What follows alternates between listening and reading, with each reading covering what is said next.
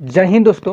उम्मीद करता हूँ आप सब अच्छे होंगे और अपनी तैयारी बहुत ही अच्छी तरीके से कर रहे हो। तो हम इंडियन ज्योग्राफी यानी कि फिजिकल ज्योग्राफी, इंडियन ज्योग्राफी को हम दो भाग में बांटते हैं, एक फिजिकल ज्योग्राफी, एक ह्यूमन ज्योग्राफी मानव भूगोल और एक भौतिक भूगोल। तो हमने पहले आपको फर्स्ट जो मैंने लेक्चर दिया था उसमें आपको बताने की कोशिश किया स्थिति और आकार के बारे में, फिर उसका महत्व के बारे में भारत के, और आज हम जानेंगे क्या कि भारत के जल क्षेत्र के बारे में आज हम समझने की कोशिश करेंगे कि आखिर जो होता है टेरिटोरियल सी किसे बोलते हैं, है ना। इकोनॉमिक जो एक्सक्लूसिव इकोनॉमिक जोन होता है उसका मतलब क्या होता है, ये चीज़ें हमें समझना जरूरी है, वो हमारे एग्जाम के पॉइंट ऑफ व्यू से बहुत ज़्यादा इंपॉर्टेंट हो जाता है। ठीक है, तो चलिए हम समझते हैं। देखिए, अगर बात करें प्रादेशिक जल सीमा के बारे, यानी कि जिसे हम बोलते हैं टेरिटोरियल सी, क्या बोलते हैं, टेरिटोरियल सी, इसकी क्या होती है। अगर हम प्रादेशिक, जिसको कहा जाता है प्रादेशिक जल सीमा टेरिटोरियल सी, यानी कि ये जो होता है तट रेखा से 12 नॉटिकल मील या समुद्री मील, यानी कि नॉटिकल मील को ही हम समुद्री मील के नाम से जानते हैं। यानी कि तट रेखा से, आपका भारत का तट रेखा है कौन है, ये है। ठीक है, यहाँ से, क्योंकि इधर आपको पता है बंगाल की खाड़ी है, इधर कौन सा है, तो इधर आपका अरब सागर है, नीचे हिंद महासागर है, यानी कि पूरब और पश्चिम और दक्षिण।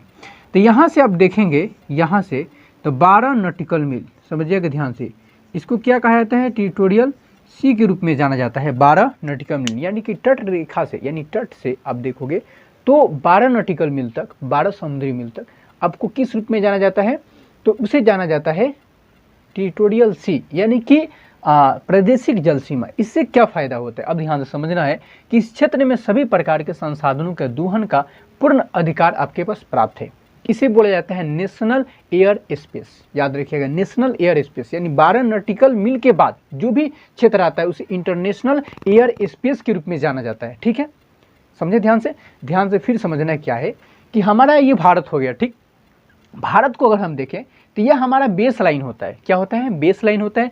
इधर जो वाटर है वो आपका इंटरनल वाटर है, आपका आंतरिक वाटर है, आपका अंदर का वाटर है, इसमें कोई हस्तक्षेप नहीं करने वाला है। लेकिन बाहर यहाँ से आपका बेस लाइन से लेकर के 12 नॉटिकल मील तक, जिसे समुद्री मील कहते हैं, यहाँ तक अगर हम आते हैं जब भी, तो ये हमारा होता है, इस पे हमारा पूरा अधिकार है। यहाँ का हम दोहन चीज़ें जो भी मिलता है कोई दिक्कत नहीं है। इधर के क्षेत्र को हम बोलते हैं, क्या बोलते हैं, नेशनल एयर स्पेस बोलते हैं।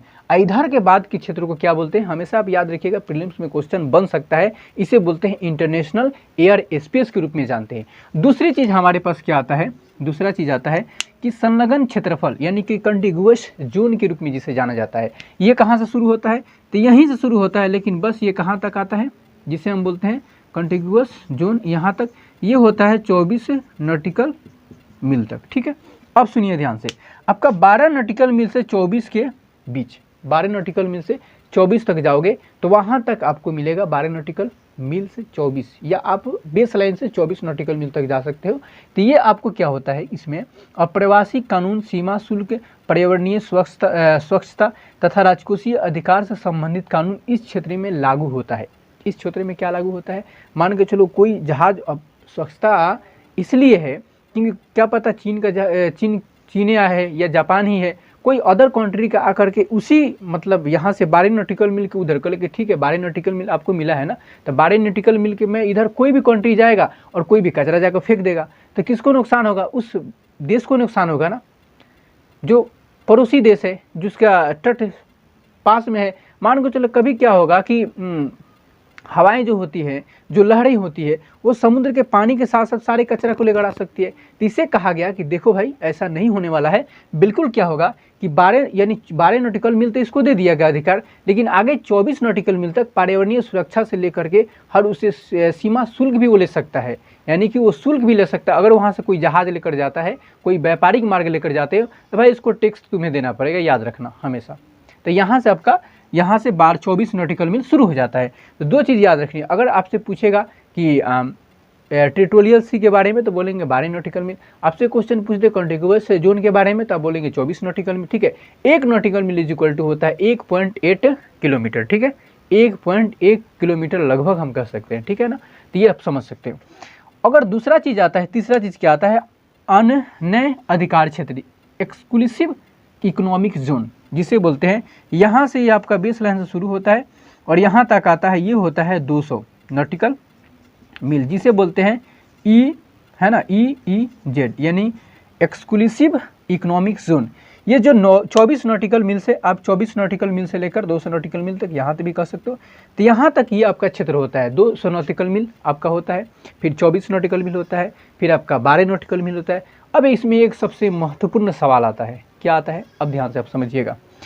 एक सवाल यहाँ पे सबसे ज़्यादा उभरने की ज़रूरत क्या है, यहाँ तो हो गया ना 12 नॉटिकल मील, 24 नॉटिकल मील और 200 नॉटिकल मील। आपसे क्वेश्चन पूछा जा सकता है, क्या पूछ सकता है, व्यापारिक मार्गों में भारत के स्थिति और महत्व के बारे में, कि भारत की किस तरह से स्थिति है और इसके क्या महत्व है।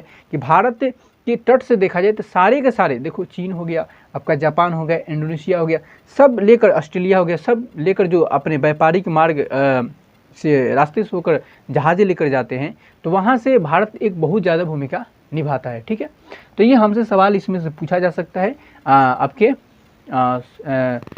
भारत के भारत के जल क्षेत्र से। ठीक है, तो उम्मीद करता हूँ आपको ये वीडियो पसंद आया होगा और आपने समझा होगा और मैंने समझाने की कोशिश किया। ठीक है, अगर इसमें कोई भी कहीं भी आपको डाउट हो तो जरूर आप कमेंट में क्वेश्चन पूछ सकते हैं। चलिए हम फिर मिलते हैं नेक्स्ट वीडियो में, तब तक के लिए जय हिंद।